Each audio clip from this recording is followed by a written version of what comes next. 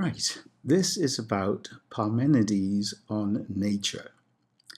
Now, John, one of the hosts at the Going Nowhere podcast, thought it might be helpful if I talked a little bit about Parmenides, an ancient Greek poet, as a way to set the table for the conversation we've already had, which this poet inspired in us.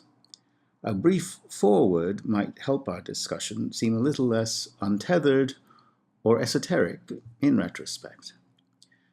I shall take the opportunity to recite from quotations of Parmenides' poem that were left behind in later authors, our only sources for a text.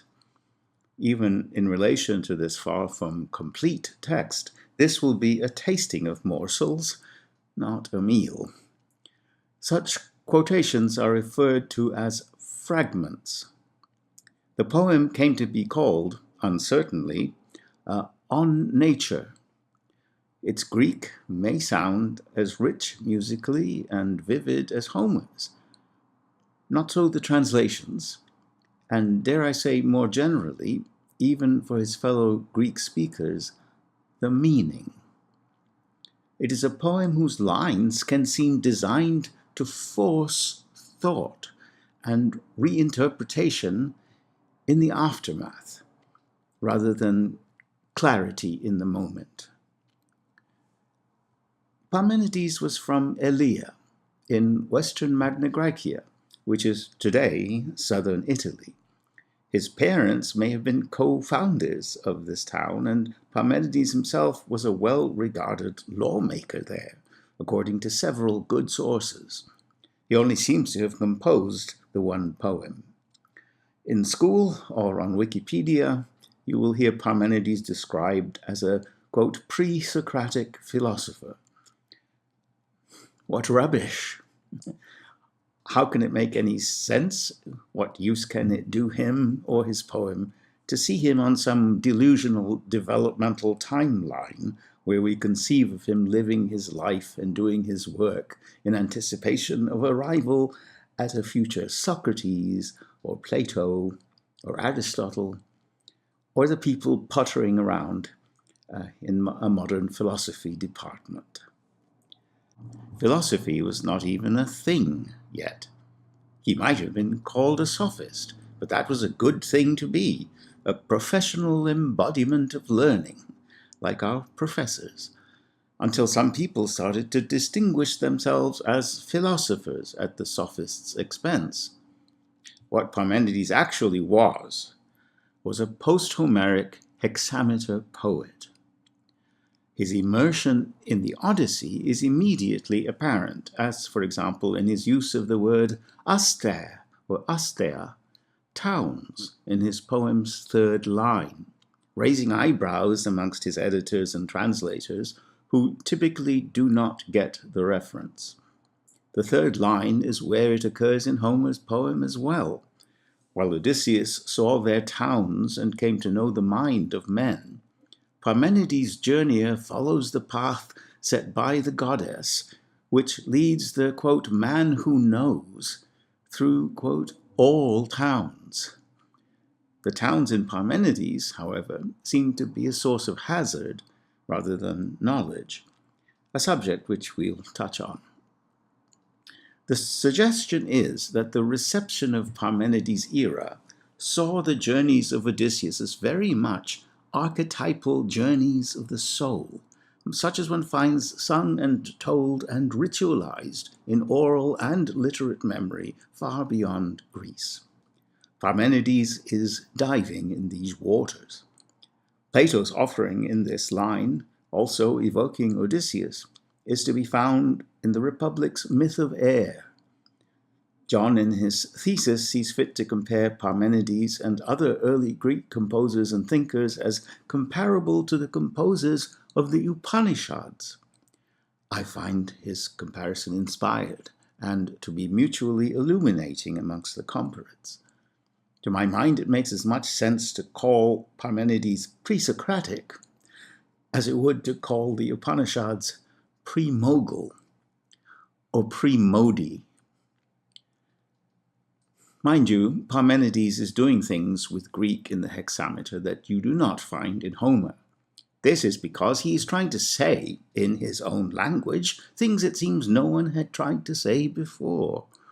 While his verses are as mellifluous and rhythmic as Homer's when they cross the tongue, at certain key places they have the effect of arresting the mind, and hence the musical experience, by forcing one first to pass the basic language and then think it through.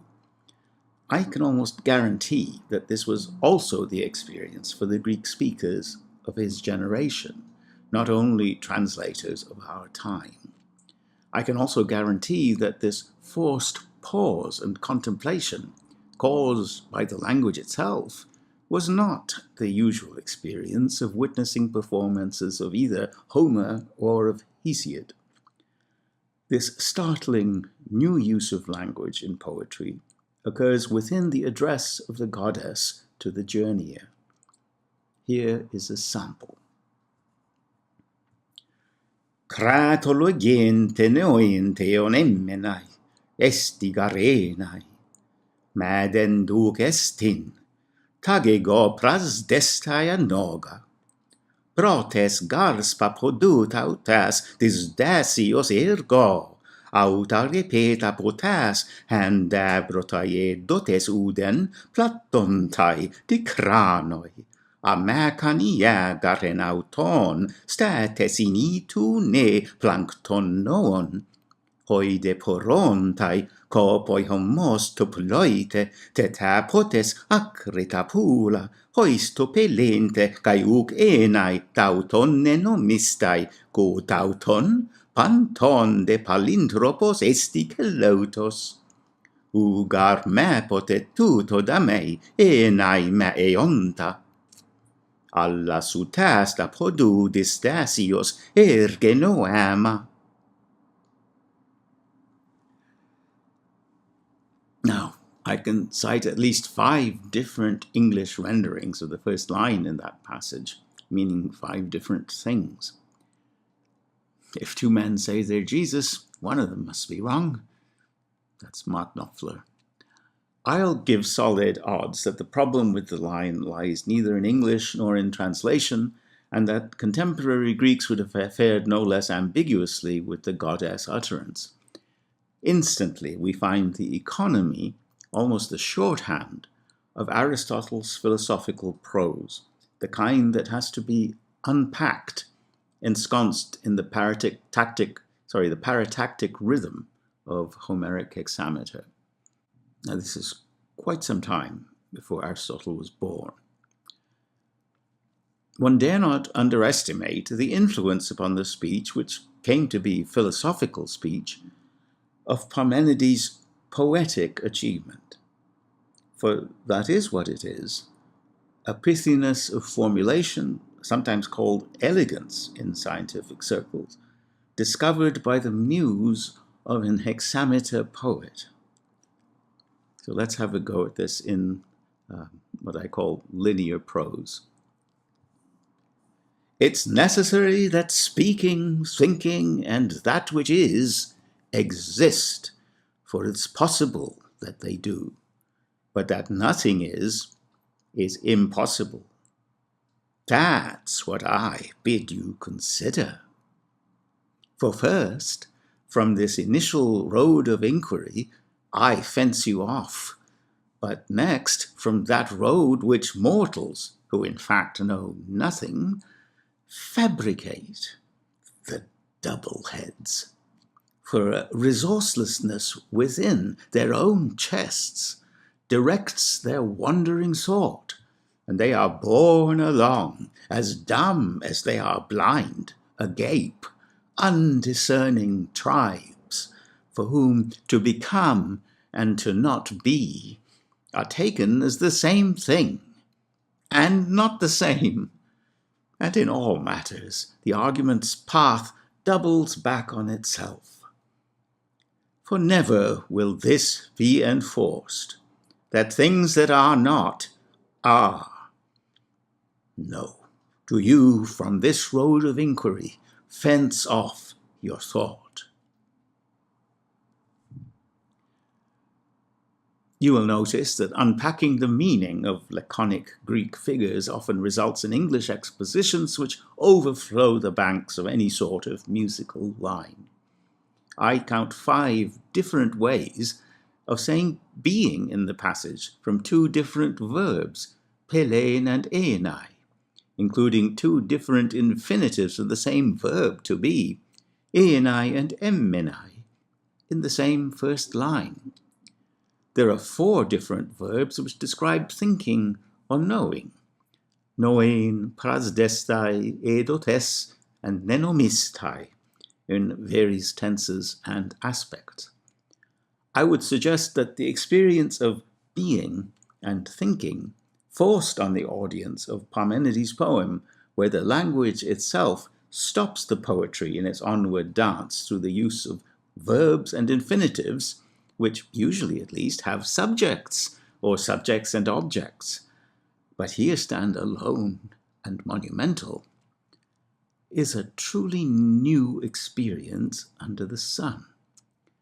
It is the birth of philosophy in the stimulus of strained words.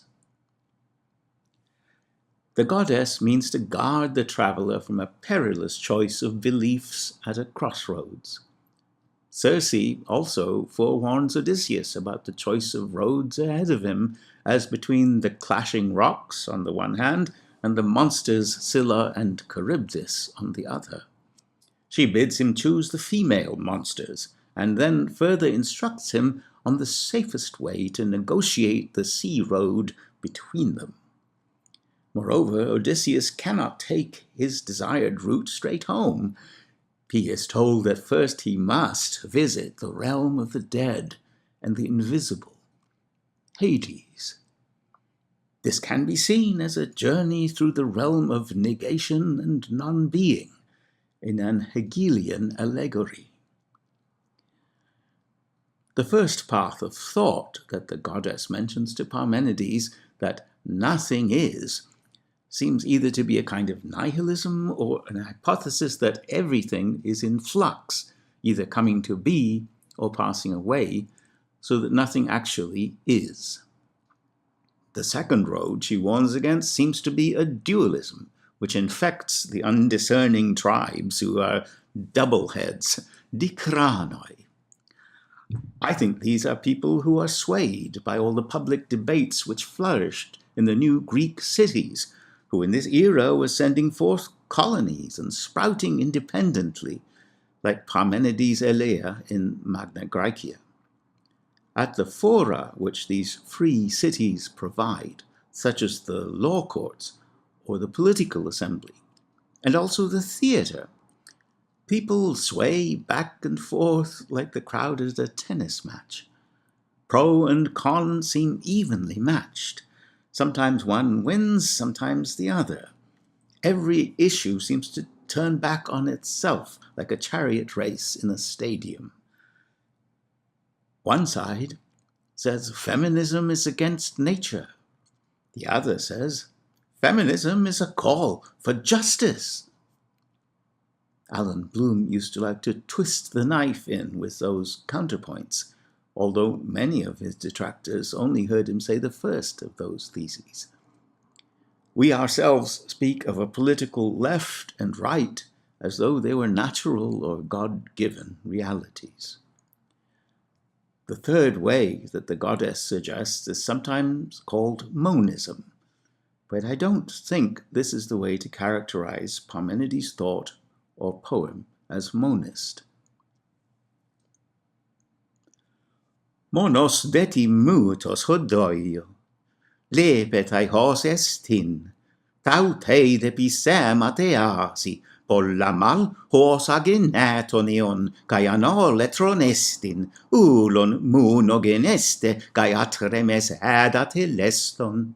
Ude poten ud estai, epenun estin homo pan, hen suneces, tinac gargenan disdase ai auto, pei poten auxerten, udec meontos easo, pastais ude noen, ugar paton ude noaton, estin hopos ub esti, Tidan min kai creos orsen, husterona prosten, tu madenos arxamenon poon. Only one discourse of the way still remains, namely, it is. On this road there are signs, plenty of them, that what is ungenerated and indestructible, whole, unique and unstirred, and without end. Neither was it once, nor will it be, since right now it exists all at once, one, continuous. For what birth will you seek for it? How and from where grown? And not from what is not shall I allow you to answer, nor even think it.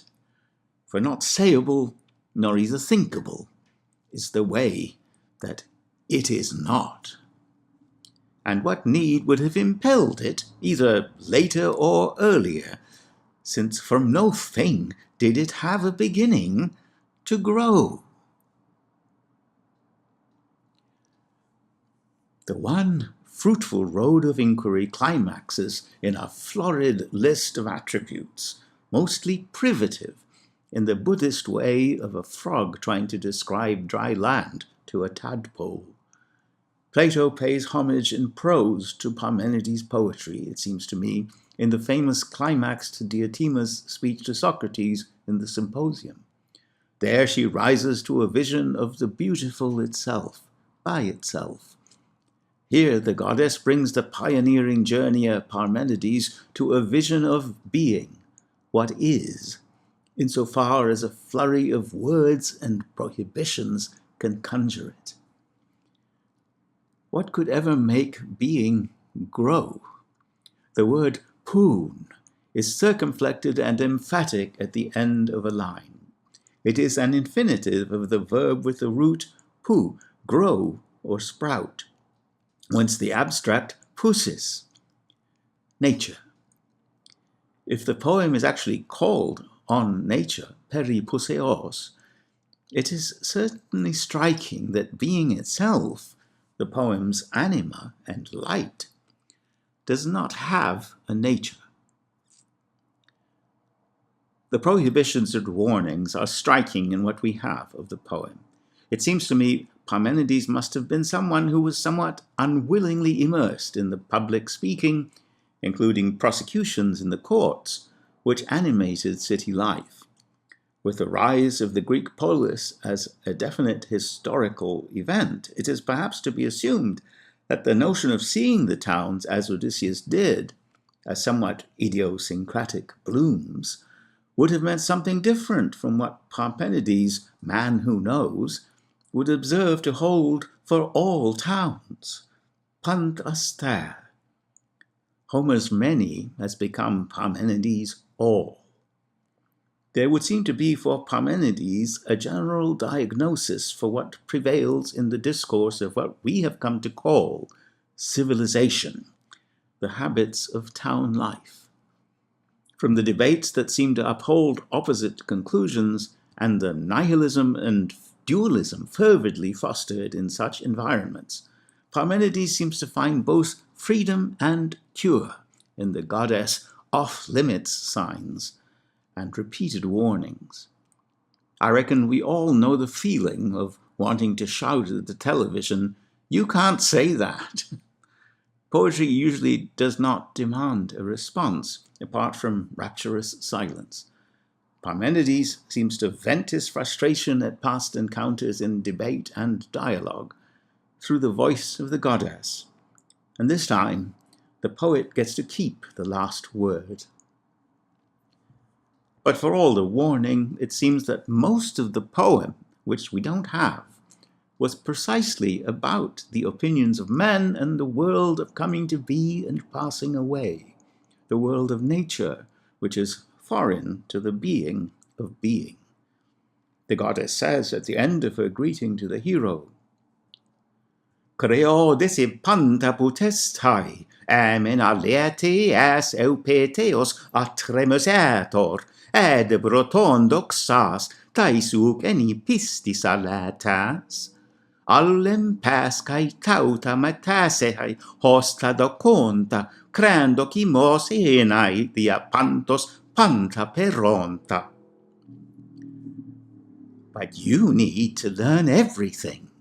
On the one hand, the unshakable heart of well-persuading truth, and on the other, the opinions of mortals, in which there is no genuine trust. But all the same, you will learn these as well, how the things that are opined need to be plausible right through the universe, as you go over each and everything. Parmenides has clearly fixed his gaze and his observation on the world of nature, and above this, on what can plausibly, dokimos, be said about the motions and fiery circuits of the heavenly bodies.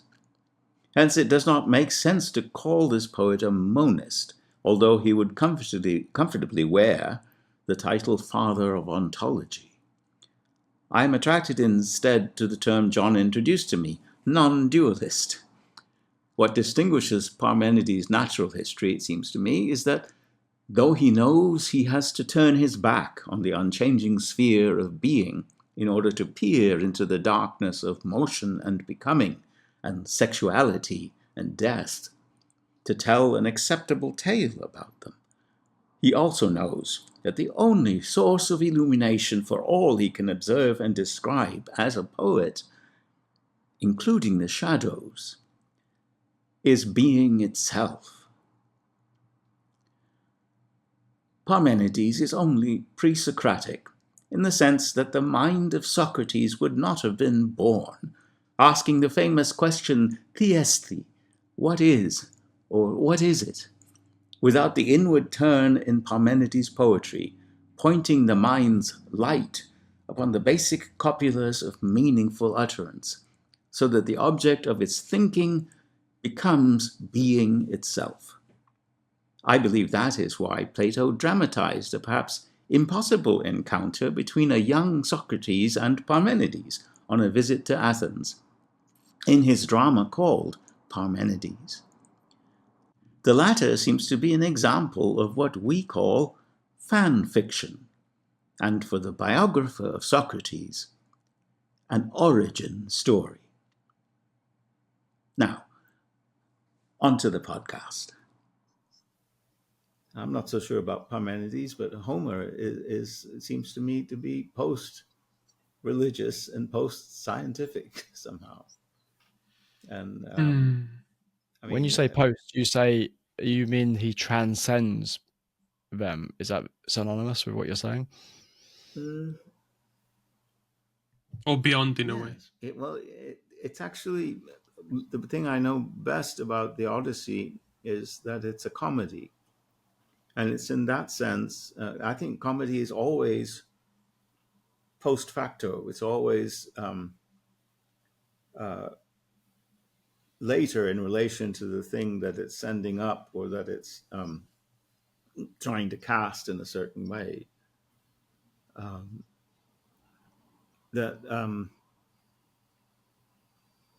I mean, so much of this Parmenides is rooted in Homer in a very direct way. I'm going to give a couple of examples. I mean, that the lines that we read just went on, at the very beginning of the poem on nature, go on.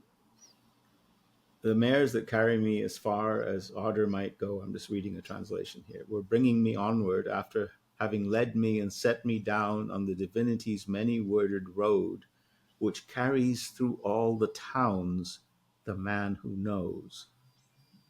Now, this translator, it's in the Loeb edition, puts a question mark after the word towns. It's aster in Greek. Pantaster. The chariot carries this person, this initiate, on the divinity's many-worded road, which carries through all the towns the man who knows. Now, the translator has no idea why this word towns is there. But Odysseus is the man who knew the towns and the minds of people. It's in the opening lines of the Odyssey.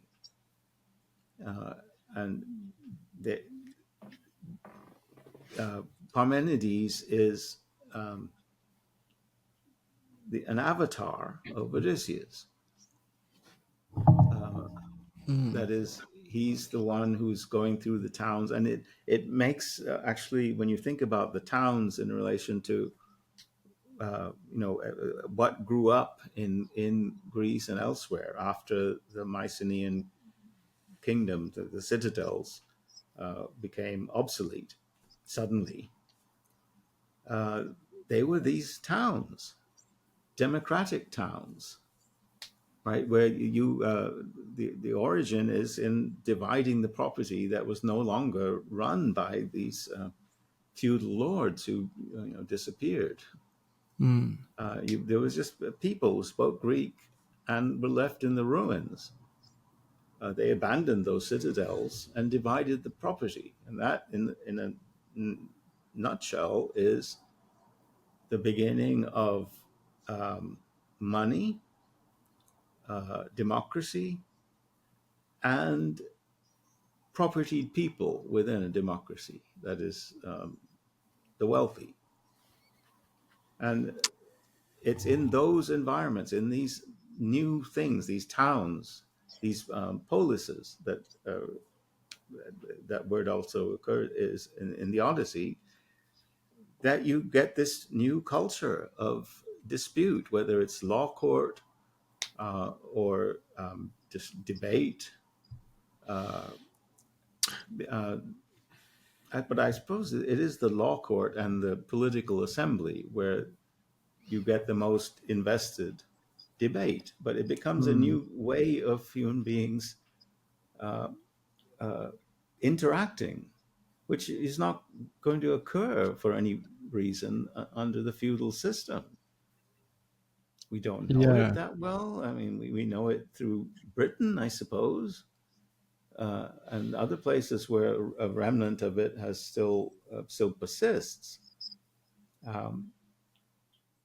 Could the reference to the word towns, especially from Parmenides, also reference obviously the actual physical towns, but also a metaphysical place, where a place of ideas, a place of spiritual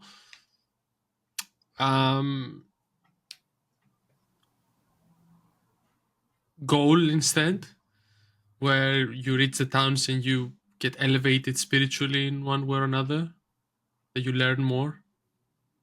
Or is it Well, just I mean, I think we might see it that way. I think the towns are the root of what inspires Parmenides to try and preempt certain ways of thinking that arise in these litigious situations or political situations where you think these opposite points are both valid. But no, actually, there's one. A being is one, and there is one being, and that is a kind of reaction to what the towns have produced in my, ham-fisted historical story. But it seems to Yeah. me that I mean that there wasn't this debate. I mean, in the Homeric depictions, that there's certainly speech making, but not debate. There's boasting. You vaunt your lineage and everything, and you get the counter from your opponent, and then there's a fight that settles it. But in this new environment, where the nobility are deposed, and now you have the wealthy and the people,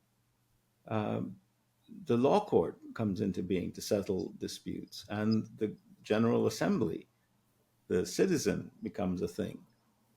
And it's there where you get the the debate and all of the misleading things that arise from it that we still live with. I mean, the town is basically, I would compare it, I appreciate that the idea that it could be a political community, could be a spiritual thing. But I hear in this idea of going through the towns, it's like um, going through internet chat rooms. It's full of misinformation. It's full of opinionated people. Echo As you chambers. know, say again, echo chambers. Yeah, Going through the echo chambers, yeah, and how you get a completely different version of a world in each one. Like each town is a microcosm of reality, supposedly, but all of them are actually distortions of reality. Yeah.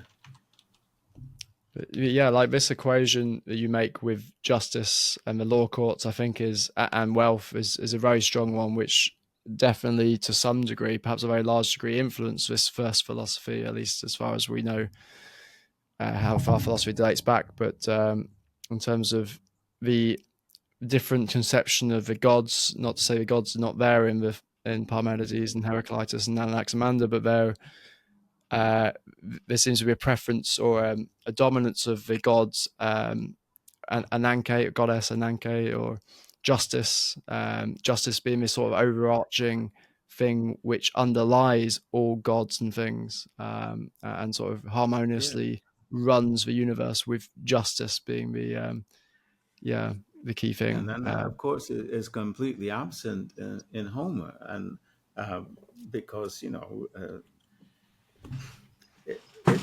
it seems to me the fixation on justice is a creature of the town. I mean, it's the only recourse for the downtrodden in a town.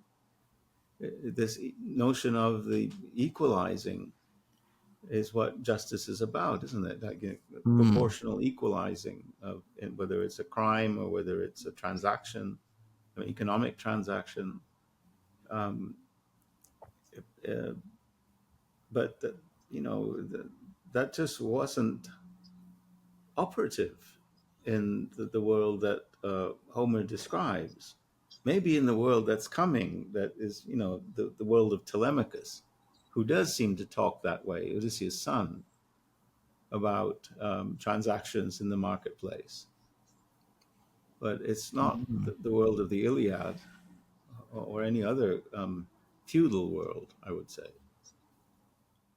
Does this suggest that the Odyssey may be later than the Iliad, in terms of a lot later, and how Odysseus is going around all these towns, but in a way that's a spiritual journey as well, in terms of, or all these places that he goes to, he learns something different or something changes about him. I don't know if you could speak to that.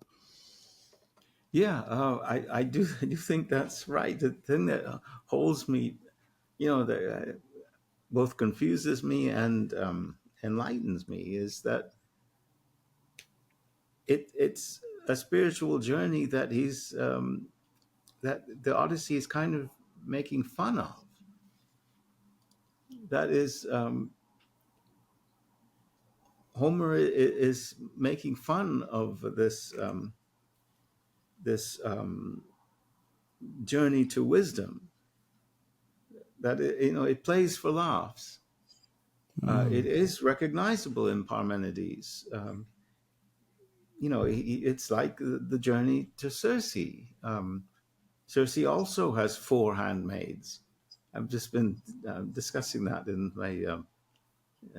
We got to that bit in the Odyssey on my my Substack thing, and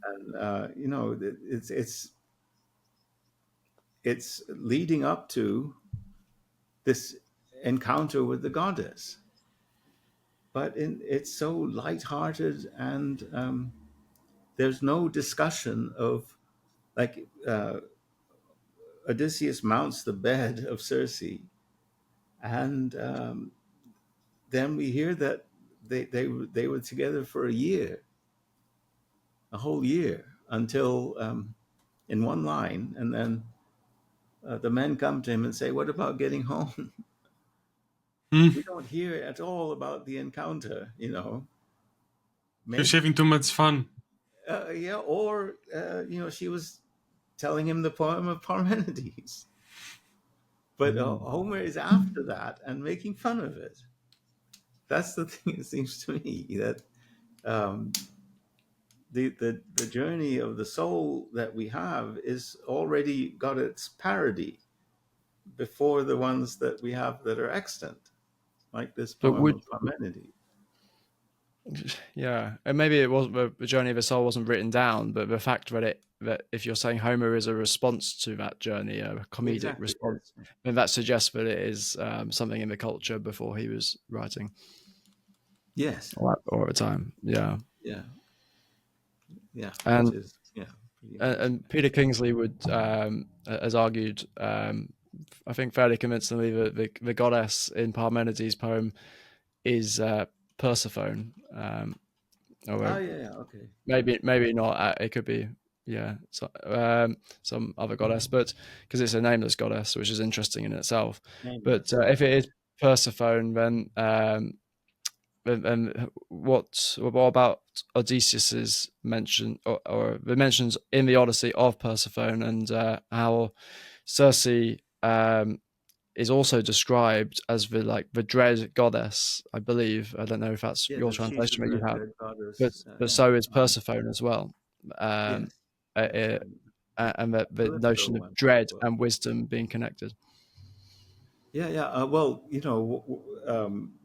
the pivot in as soon as the men ask that shall we go home, that's when Cersei says, yeah, you have one more journey to make, and that is to Hades, to the realm of Persephone, as I say Persephone, but that she so she is the pivot, the one who directs uh, um, Odysseus to that journey, that it has to be done and sort of loop, like in the dance, where you come back to where you started. He ends up coming back to Circe's Isle afterwards, but in between is this journey to the underworld and back, and makes an offering to Persephone, and that's how the souls come up, and he learns the prophecy directly from Tiresias, the ghosts of Tiresias.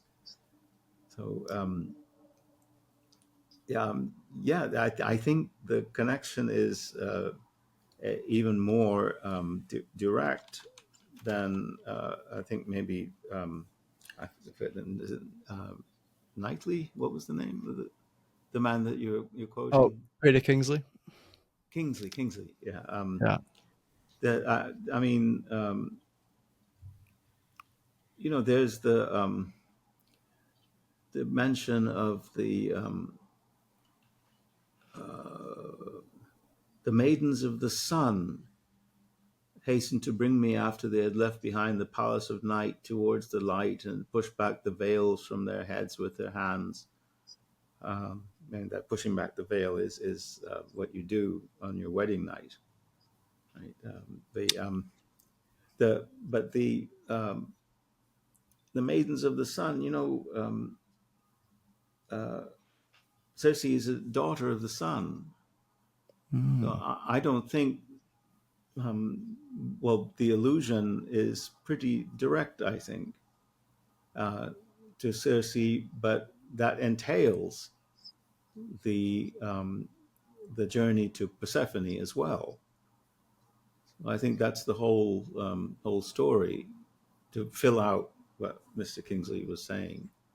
Yeah, no, I haven't seen it. I hadn't seen that link to that part in Homer so distinctly before. So that's interesting, and yeah, it does seem like there could well be something to that. And the maidens in Parmenides and the maidens in Homer. I watched your last video about that, and Oh that yeah. corresponding to time, maybe, and the time, but I wasn't 100% sure about what you were saying. But I do wonder if you maybe there's something to this in terms of time, No, but because time is an interesting concept in Parmenides itself, in terms of does time even exist? And then the ancient view of time is, yeah, circular and well, again, it's the jokes. You can't say the joke without it sounding like I'm making fun of what you just said. But No, go for it. I was saying that the four maidens, just naming them, is timing the length of Odysseus' sex with Circe. You don't describe it, but as soon as he gets on the bed, you get this description of these four maidens, not of them, but of their doing these Mm. tasks. You don't hear their names or anything. And then at the end of it, the bath water is warm and he gets in the bath after sex, right? So that's been going on while you're getting the description of the maidens or what the maidens are doing.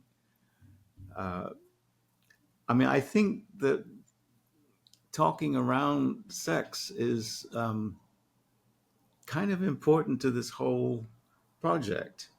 If I could connect the Odyssey to Parmenides to Plato, Mm. I mean, there are these passages here in Parmenides which are echoed in the Symposium, where he just goes into raptures in hexameters. In Plato, it's in prose, but they about this list of attributes or non-attributes of being, Mm. not extended, not in time. No, it's mostly negative, like the the fog trying to describe to the tadpole what dry land is like. That thing from Mm. Buddhism. Mm. The, that description, especially when you look at the Symposium, when at Diotima's speech, when she comes to the moment of trying to describe beauty itself, this and you get this list exactly like in the Parmenides, directly inspired by it. Um, that is a climax in every sense of the word, a climax in prose, a climax in Parmenides' poetry. Sex is going on here. It's just not pornography. It's Mhm. not the direct depiction. There's this build up and the horses going along the path, and then you get there, and then there's this climax. And what is, in your opinion, then the significance of sex in Yeah. both the philosophy of Homer and Parmenides? Is there a spiritual significance? Is there a physical significance? Is there a hero's journey significance? What? All of these, I would say, I would direct to the phenomenon of orgasm. Does it have a spiritual significance? Does it have a physical significance? Is it the consummation of a journey? That's where I think what's driving the art here. The philosophers are not interested in that. Like I said, they read Plato for the arguments, like reading Playboy for the articles. Mm. But in the motion of this poetry and of Plato's prose, there is a build up and a climax, and that's not, I don't recognized enough, or can't be recognized really by a philosophy student. In it's if anything, you distill it. You don't need all that florid negative adjectives about what being is or what beauty itself is. But it seems to me really important to that author, each of these authors, more so than to Homer, to actually depict the climax in words, to evoke it. Typically, I don't think we think of that as a spiritual journey. I think John was quoting someone who said that the poem itself is doing to you, taking you to this spiritual realization. Mm. But I think it, how do you put that? It's also taking you to this climax. This, let's call it intellectual climax. That's the same thing. So love of I think wisdom. perhaps we look at it in a Puritan way and think of the philosopher as an ascetic, Mm. as at the very least that. But what maybe you could say that is doesn't divide people between ascetics and hedonists is that the sexuality is sublimated, but it's still recognizable. There is a build up and a climax in poetry as in prose as well as poetry of Plato and Parmenides. It's not there in Aristotle. I, I don't know of any place where Aristotle even discusses eros, and Mm. that's Mm. like the hugest thing. It's not in his ethics. How can you talk about ethics without discussing eros? Mm. What drives people? Um, Do you think this is because there was a shift in public perception by the time of, like, I really think it's about Aristotle himself. It's just or it different. was Aristotle? Yeah. Well, Yeah, those. I mean, obviously there is an answer to how can you do it. Aristotle's done it. I mean, that's an amazing book on ethics. But it seems to me that there has to be something key there that eros seems to drive the subject and the phenomenon, the way Plato explores reality, and not the way Aristotle explores reality. As a medieval cartoon, as it were, of Aristotle being distracted, like this great mind being distracted by, is it Philus? Phyllis? But there's a lot of this. I think there's also there's an Arthurian tale. I forget which one it is, but especially in medieval times, and maybe it goes back to Aristotle. There's this idea of the man wisdom being distracted by lower desires and sex and stuff, Pleasures of the which I guess physical pleasures. runs through the ascetic movement, and Yeah, well, you maybe do get that hierarchy, don't you? In Aristotle of the intellect, and then the animal spirit, and the vegetative soul. And I think the erotic side is all in that lowest part. I mean, I don't know for sure where he puts it because I don't remember him really discussing it, at least in that place. But it's not what runs the world. But in Parmenides, eros is the first thing that's born of the original becoming. so. And then that's about, for him, it's connecting uh, male and female. But in Plato, it's male and female, and male and female, and all the Hmm. combinations, right? That it could be. Um, So, a lot of people would suggest today maybe the god of our society in terms of how we act, who controls us, is sex. So all the advertising is sex, and we're a commercialist society.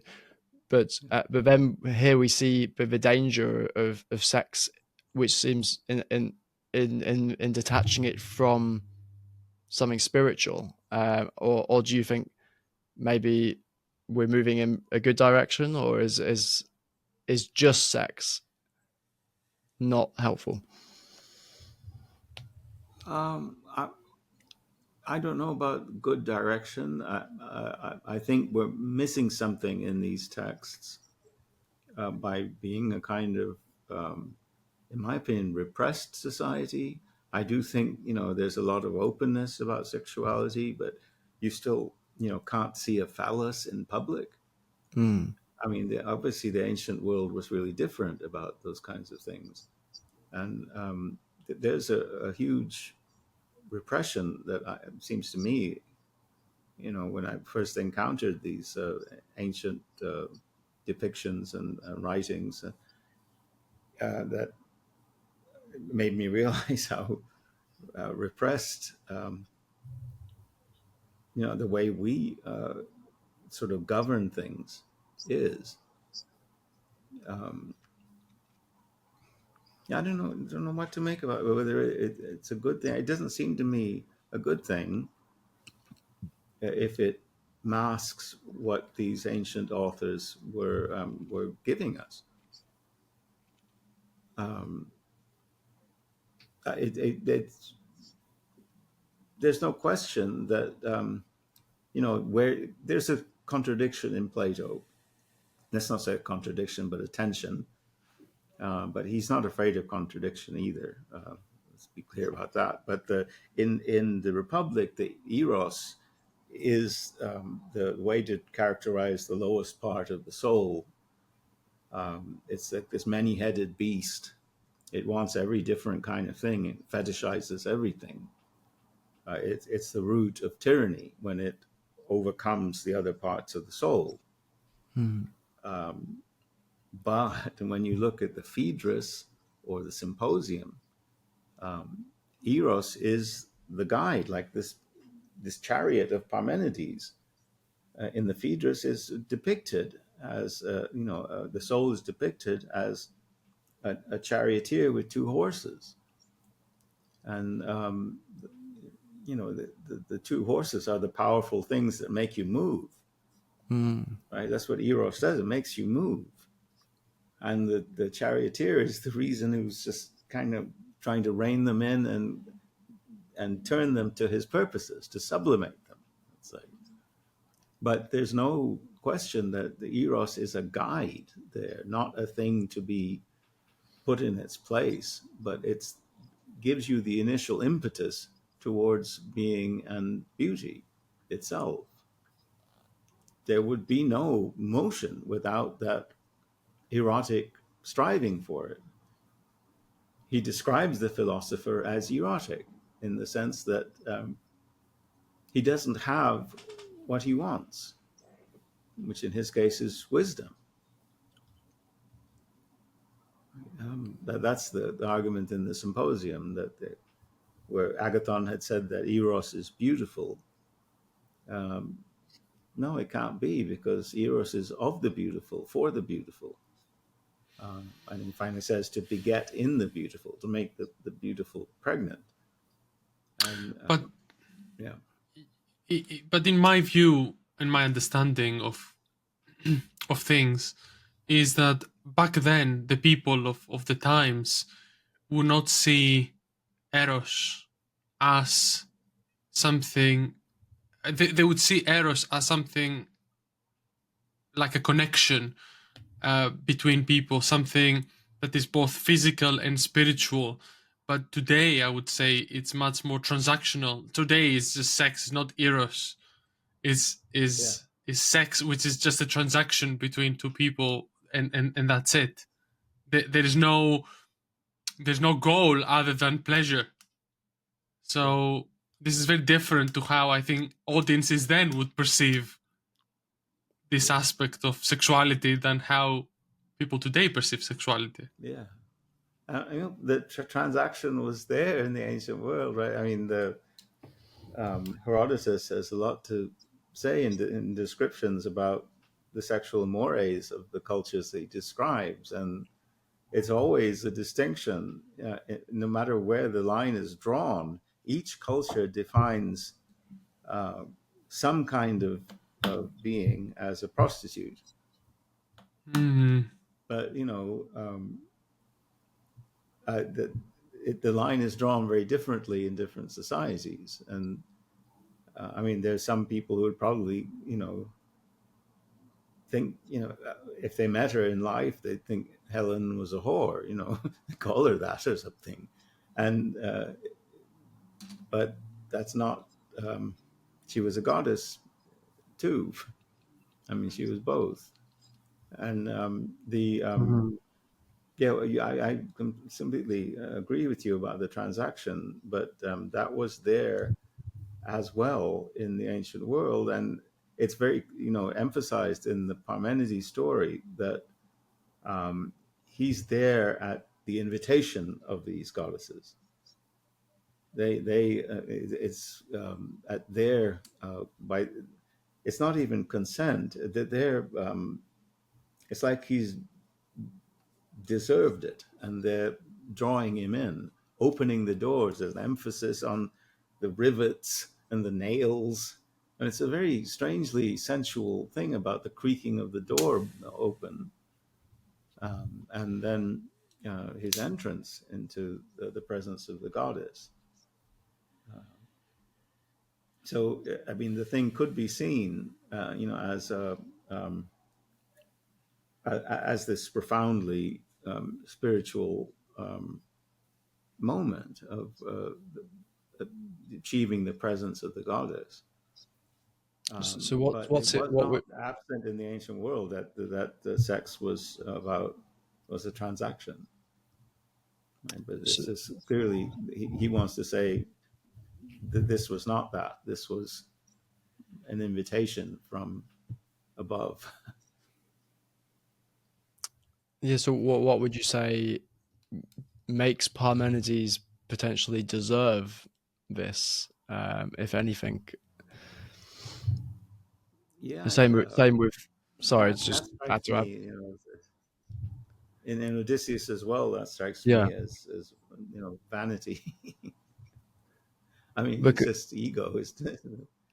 yeah, because looking back to how Odysseus, like he gets the moly plant and from Hermes, Yeah, and that allows him to not succumb to the same Hermes. fate as his men, and then claim Circe in some way, which in a way is it a forced relationship, but also it's not that. And I wonder if that also, just to throw all this in as well, to say that Helen in a way is a prostitute in terms of she's transactionally taken from one place to the other, and she's a passive player in the Odyssey, in the Iliad, but she is also the force behind the whole story. She is without the Helen, there would be no Iliad.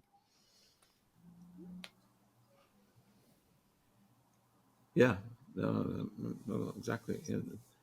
So the face that launched 1,000 ships and launched also the poetry of Homer, and that goes into the Odyssey as well. There's no Odyssey without her initial source of movement. She's the arche, the principle, the Yeah, beginning of motion, induced in the male who pursues her. That is, in Paris. And that whole dynamic, I think we need to recognize it, maybe that's there in philosophical pursuits as well. That is the way to capture it is to figure that source of motion as an impossibly attractive woman. Um, Once you realize she's there, you have to get closer to her, to and being. yeah. So I've been For some listening to reason, Stephen. there's this scruple about identifying that desire with sexuality, with sex and sexual Yeah, desire. But that because we scruple does like not seem to. to be there in these writings. So it's not like a metaphor or an abstraction of like yeah, like sex can be used as a metaphor to describe divine union in that way. You think it is actually maybe just sex, as it were. Well, I think with Odysseus it's just sex, but I think in Parmenides it is that. What do we mean by divine union? Yeah, it's a good Um, question. the union of bodies is just a messy and pornographic thing. Mm. It's hard to dignify, you know. Um, yeah, it's just a fact of nature. I mean, I'm not saying I don't understand why philosophy doesn't want to just not think about that aspect of its desire to know. But these Greek pioneers were not, not shy or did not scruple about uh, that most basic metaphor for their desire. Because you could say, but yeah, philosophers maybe should acknowledge that ultimately what drives them is still this sexual impulse.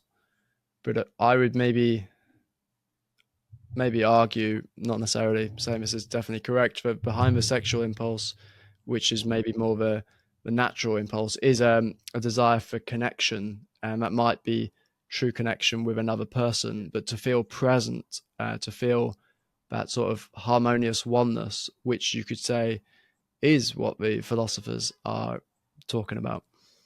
At least Yeah, Parmenides, maybe Heraclitus.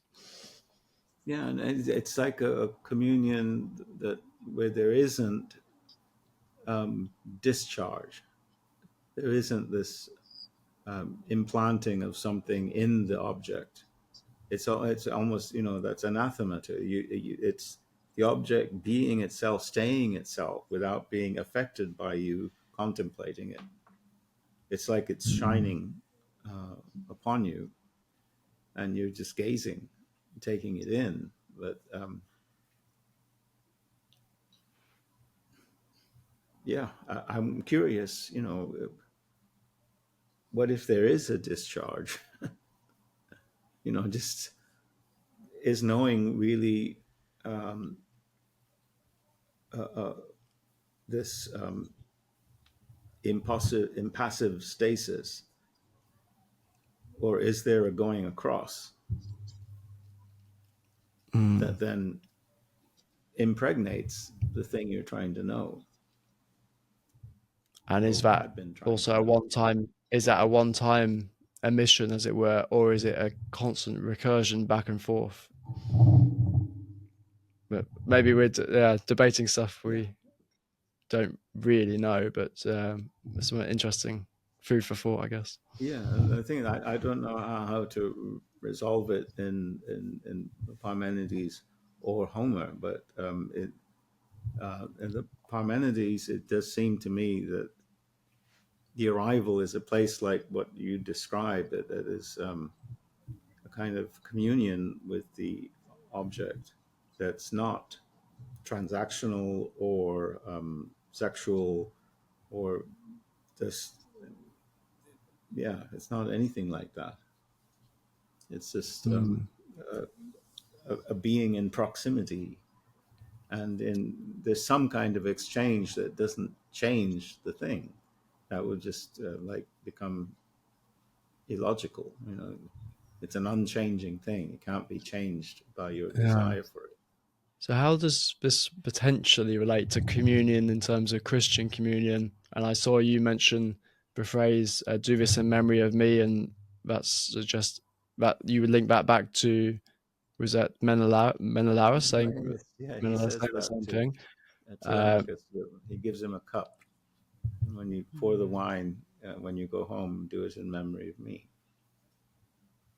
yeah. So do you think that this wine ritual and this idea of remembrance links in any way to the idea of communion in the state of how maybe we do it in a Christian church, or how maybe Parmenides meant by communion?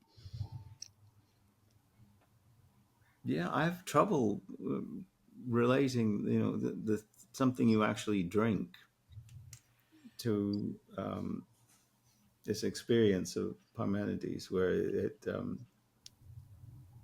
it's something that you can't take in Yet, without, the wine transforms in you, just like the Circe's drugs transform you into a pig. The food you eat turns you from a child into a massive adult.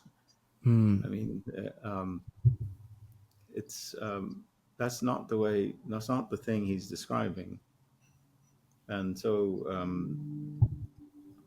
I think the Christian ritual is a really different kind of order of being. I mean, transubstantiation is not this. This is just substance and your experience of substance that's unchanging and unaffected by your meddling with it. So people would sometimes speak of communion as more of everything in a way is God, everything is being in terms of, and then grace in that way of knowing that everything is connected already, that you don't have to do anything about to get this grace. That's the symbol of taking the communion in terms of you're taking the body of Christ, or in terms of the body of existence within yourself, and that is then shared with everyone in the community of the church, but maybe of the whole of all humans, of all beings, of all things. So that's one look at communion, and I think that might relate to Parmenides, not directly, but in terms of the philosophy of communion. Well, it's I'm not sure I follow you to that conclusion. It does seem still to me that communion is different, but when um, uh, where there's ingestion, Mm. but that the that line before communion, that the was taken in the Catholic Mass, taken from the Gospel. It's that line from the centurion: Lord, I'm not worthy to have you enter under my roof, but only say the word, and my soul shall be healed." Um, it's that sort of prayer is, it seems to me, implicit in the journey to the moment. That the horses were carrying me, and that the what was it now? The oh, I've lost my welcome, O youth, that comest to my abode on the car that bears thee, tended by immortal charioteers. It is no ill chance, but right and justice that has sent thee forth to travel on this way. That seems to me like an answer to the prayer, Lord, I'm not worthy, but accept me. I can't have you. Mm. I'm not worthy to have you enter under my roof, but only say the word. Well, she's saying the word. Welcome. Come in. Mm. Come into my house. It's literally that. It's the you are worthy to enter under my roof, and then that's the preface to communion. But I just don't think there's anything quite like that idea of the eating the body and the blood. I know that that's close to what Homer is talking about. He really is thinking about eating. It's not an accident that his men, Odysseus' men, are transformed into pigs. It's animals that we eat. Mm. There are also animals that eat us.